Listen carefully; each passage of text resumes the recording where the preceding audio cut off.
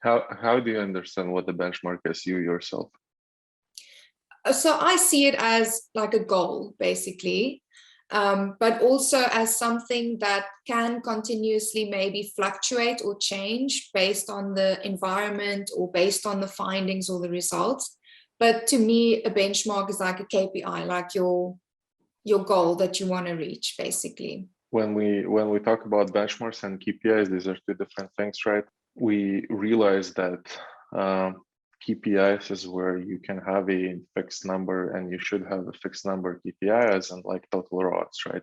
As an example. But benchmarks is more about ratios between multiple metrics rather than a specific number, right? So let's first, I'll give you an example, right? Before, I think I started thinking about all of this and those ratios like in August last year. Is when I realized that it's not about numbers, it's more about ratios and correlations. But I'll give you an example to better understand it, right? So let's say we have this one account that on Facebook, high risk, less click ROAS, we need to hit 1.5, right? That's our KPI for Facebook only, right? We have a different KPI for total ROAS, but since it's multiple channels, you know, each channel has its own different last click, high risk, ROAS KPI. Now, previously, like a year ago or more than a year ago, I was also always thinking about benchmarks as numbers. You know, let's say this should be a good CPC. You know, this should be a good benchmark for CTR or CPM or whatever, right? But in this particular case, I realized that it's, first of all, it's different like levels of correlation metrics, right? So let's say we start with our AOV, conversion rate, and CPC, right? Now, free metrics, from these free metrics, the AOV is the most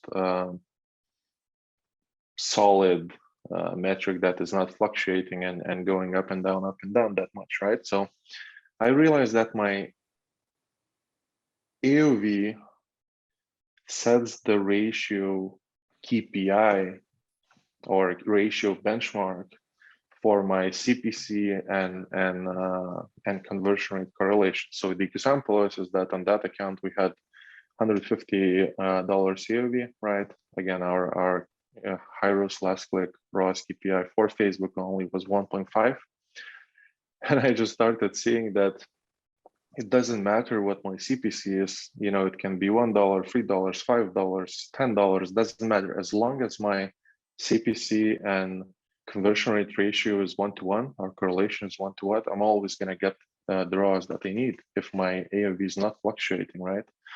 So then when I started thinking about it, I realized that it's not logical to say that, oh, you know, I need $1 CPC or $2 CPC, because it doesn't matter. What matters is the ratio between your CPC and your conversion rate. Now, those ratios will be different, you know, because the AOV sets the tone and decides technically what your ratio should be. It can be 1-to-2, 1.1.5, maybe 0.5-to-2. You know, it all depends on your individual case, because still AOV is that metric that is not going to fluctuate that much, you know. And you cannot that easily manipulate AOV if you're not going into zero, let's just say, right?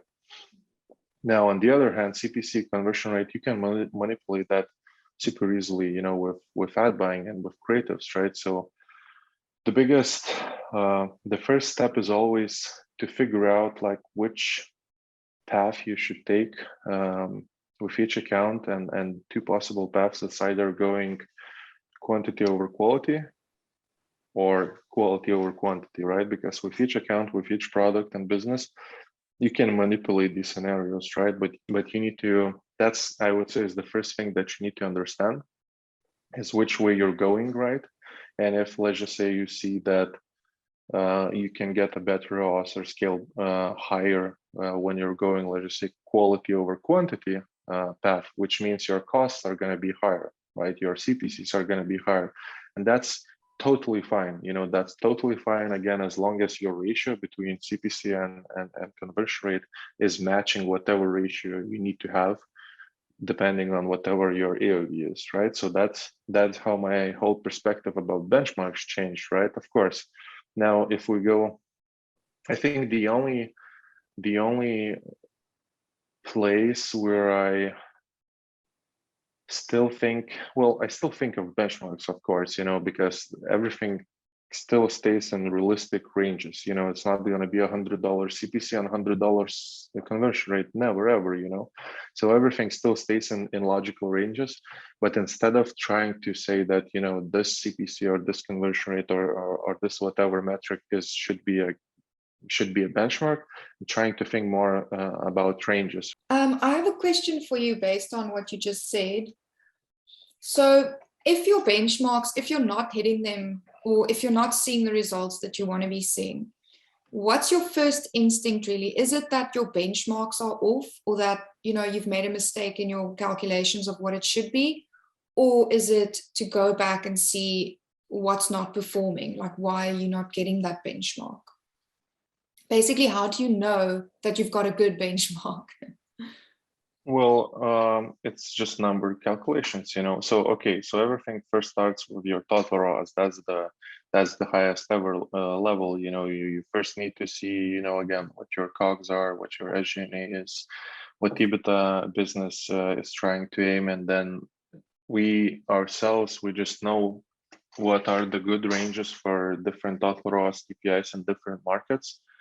Because again, US, Europe, Australia, those are a little bit different, types of businesses, and they have different taxation systems, all of that. Mm-hmm. So you can't say that this total ROAS KPI is good and healthy for each big market, right? So we ourselves, we just know what a good total ROAS KPI should be in those different markets, in order to scale. Because again, many businesses make a mistake of just not trying to optimize business numbers good enough and have a healthy total ROAS KPI, because at the end of the day, that's the most important thing before anything else, right? You need to set a healthy total ROAS KPI, right?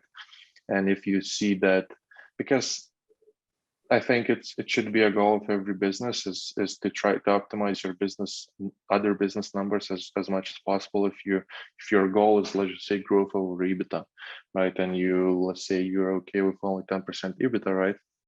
Then it's a constant work to optimize SG&A and optimize COGS even, right? To be able to afford the higher marketing costs, because then technically at the end of the day, you will just outbid others. You will outbid your competition because your business numbers are better optimized than your competitors, right? And then it just becomes way easier, because even if your competitor is having a better ad or better strategy or better funnel, it's still like Facebook ad, TikTok ads, all of the ads are still auctions and biddings, right? And it's still, at the end of the day, you want to outbid your competition somehow, right? So if you can afford a higher CPA, that's like the easiest and fastest way to do that. And on top of that, you make better ads, you make better strategies, and then that's the whole secret of scaling like crazy, So that starts there, First, you really need to understand that you have a good total ROAS KPI, right? And then you start, of course, going down, right? So, and you just calculate numbers. There's no way you can't understand what the good ratio benchmark is going to be, because it's just formulas and calculations. You cannot mess that up. Now, if you're not hitting your whatever, the KPIs you should be hitting, let's stick to the same example where your AOV is 150, and let's say you need that 1.5 ROAS on Facebook, right? And this means that your ratio between CPC and conversion rate needs to be 1-to-1, right? So if you're not hitting, let's say, either CPC and conversion rate, or maybe both, then you just, go and analyze what's wrong, right? Is it, because again, it's always about those two paths that I was talking about, either quality over quantity, right? Or quantity over quality, right? So sometimes it's just, you see that with one of these paths, you cannot get the right numbers, and you cannot get the right ROAS, and you need to shift to another path, try to find, let's just say, a higher quality audience with higher costs, which will give you higher conversion rate. And same on the other hand, you might need to switch back, right?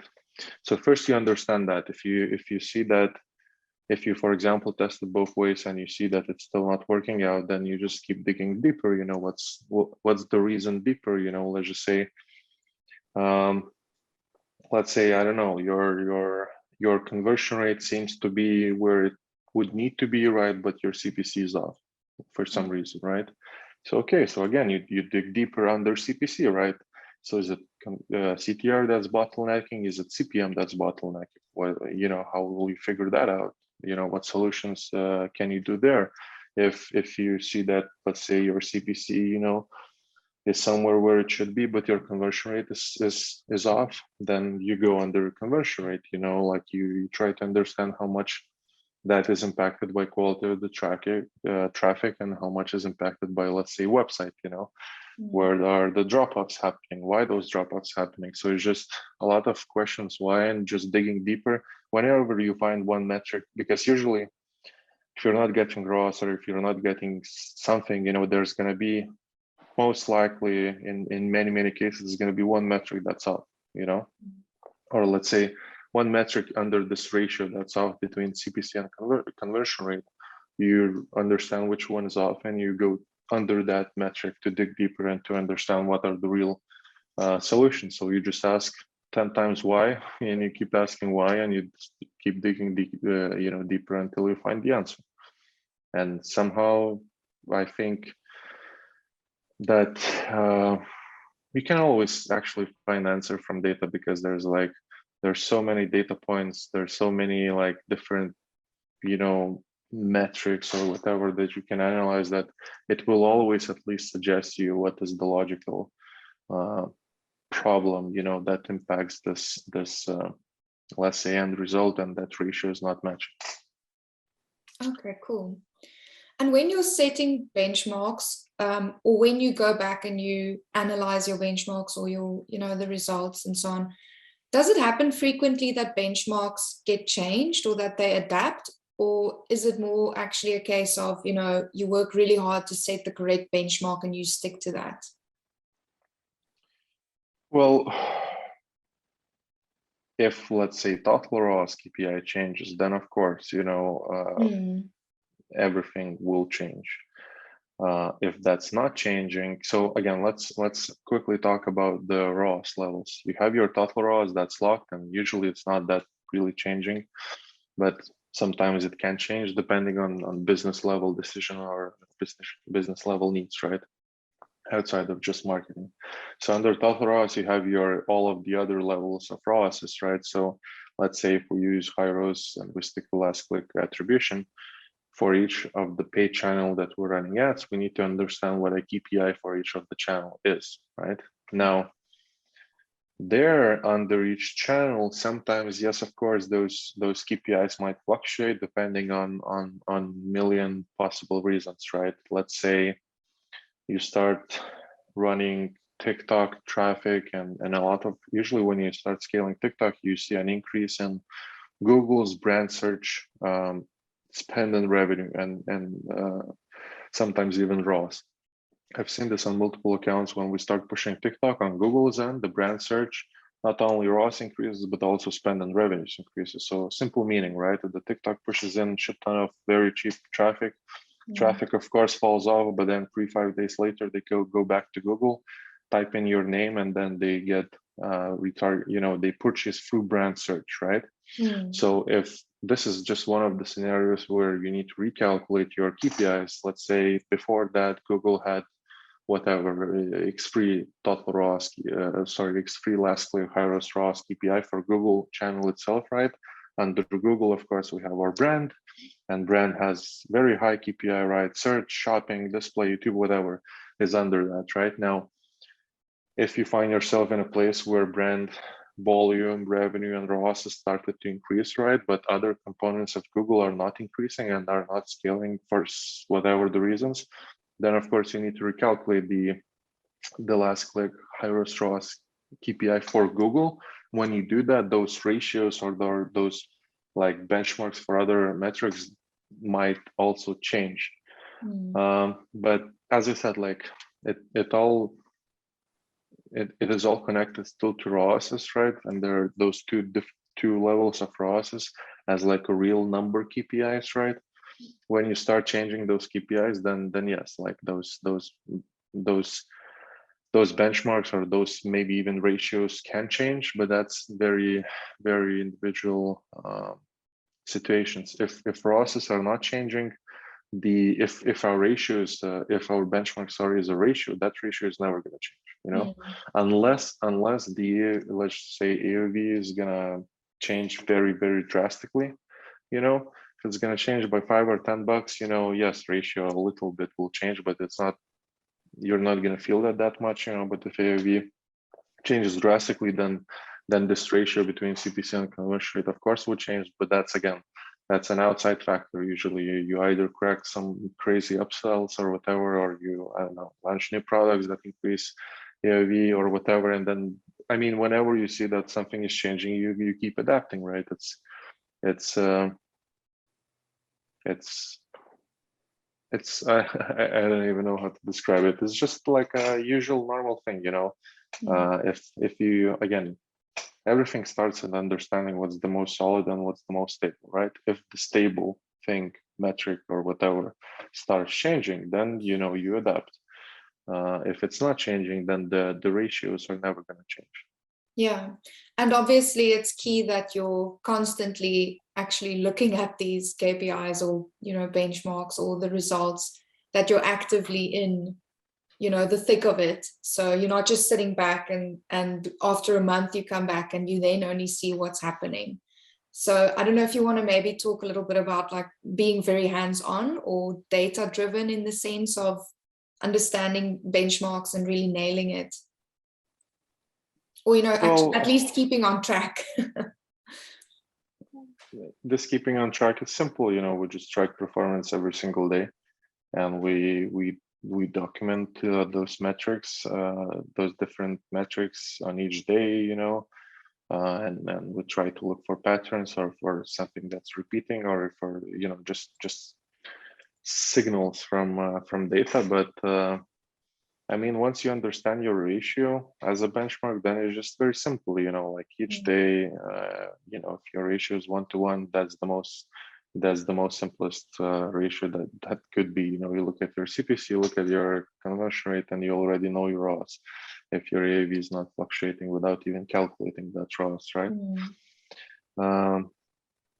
But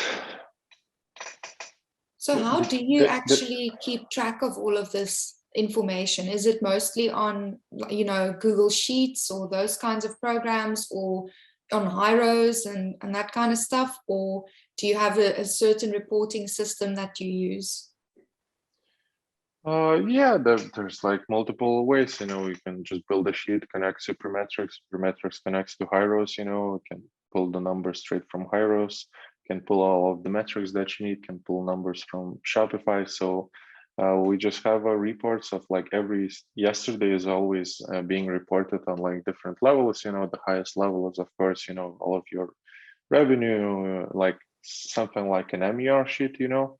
And then deeper, if you need, you have channel specific reports, you know. Sometimes in some cases, you know, we have just dedicated sheets for each channel specifically. And again, each day, like all of the metrics are being pulled, like whatever metrics we need, all of them can be pulled, and you just have a big sheet of a bunch of numbers from each day, and you see what's there. Okay, nice. So it's very automated, actually. Well, I mean, you can automate everything for 100%. Some of the things, like for small accounts, when we don't need maybe that much of things, we still do some of the things manually. But that's more depending on ad buyer's psychology, because sometimes, just, you know, if it takes 5 minutes a day to input some numbers somewhere, but the action itself for ad buyer to input those numbers manually just helps somehow psychologically to better understand those numbers for some people, you know. But yeah, it's like the reporting is simple, you know. You just take all of the numbers for each day, and then you look at them. That's it. What else can I tell? Well, that's really, I mean, I'm not sure if it's understandable enough. Maybe I just need to talk about the same things over and over again, but that's really it, Yeah, that's it, without going into like too much detail. That's all there is. It's just different levels of those like relationships with like different levels metrics, right? And then you have whatever the benchmark is always going to be some sort of ratio, but not like number itself. Only yeah, total ROAS and only channel specific ROAS is going to be a number KPI. Everything else is always going to be a ratio or like correlation, but never a number, yeah. right? This might be a little off topic, but talking about the total KPI ROAS, if you have a brand new account coming to you, how do you decide what that number should be? Well, break even, because I mean, in the beginning, like it's not like you're gonna get the ROAS that you want Yeah, straight from the gates. So and it's always some risks involved, because if it's really brand new, you don't know anything. You don't know what your AOV is going to be, what your again CPCs or CTRs or CPMs even going to be. Like each new account gets, for example, in Facebook, those higher CPMs in a warm-up stage, and all of your metrics are going to be very volatile. So it's not really about like setting a ROAS KPI in the beginning. It's more about like getting the answers to the questions that we have, right? And when we get those answers, then we can start thinking about like calculating what makes or doesn't make sense, right? In the beginning, there's like, yes, we can use historical knowledge, we can use experience to set some ranges, but only yeah, like ranges without like thinking about very accurate KPIs. And then 1 to 3 months is where you start understanding the real numbers, and how your numbers are going to look like, and then you can start working as properly as usual. okay, yeah, that makes sense. Do you have any other questions? All of my questions that I had written down in all of your explanations. So I don't really have any pertinent questions, but I mean, it makes sense. It's true what you say. Like you can repeat it so many times, but it's actually so simple. It's just one thought really, that don't focus on the numbers, focus on the correlation. Yeah. So I don't know if there's anything else you think you want to explain or add. But I think you have explained it so much now. Yeah, like I'm thinking what else to say, but I also realized that there's just it's simple. I mean, it's 2 sentences that sums all of this, and then yeah. I don't even know what else to add, to be honest. Yeah. Do you think a lot of people still get this wrong though? Do you think this is something that like will be a news flash to certain people? Yeah. Depends probably on their level of experience or where they are. I want to believe that some of the people already understand this and gets this, and I don't think that I'm some genius who discovered this for the first time, because it's like when I realized this, it was like, oh shit, it's so obvious, like how I didn't think about this earlier, so I hope that we're not the only ones who think about all of this in this way, but if if it's going to be a surprise to others, then they'll get a huge value bump Yeah, that's good. from this, and they'll just start seeing things differently, because this whole change of like understanding how you need to look at KPIs and benchmarks also helped us scale like a lot. Yeah. And that's I don't know, like I cannot speak for other people. I hope that it's not going to be that big of a surprise, because that means that others are also on the right track, but it's better late than never, right? Yeah, totally. No.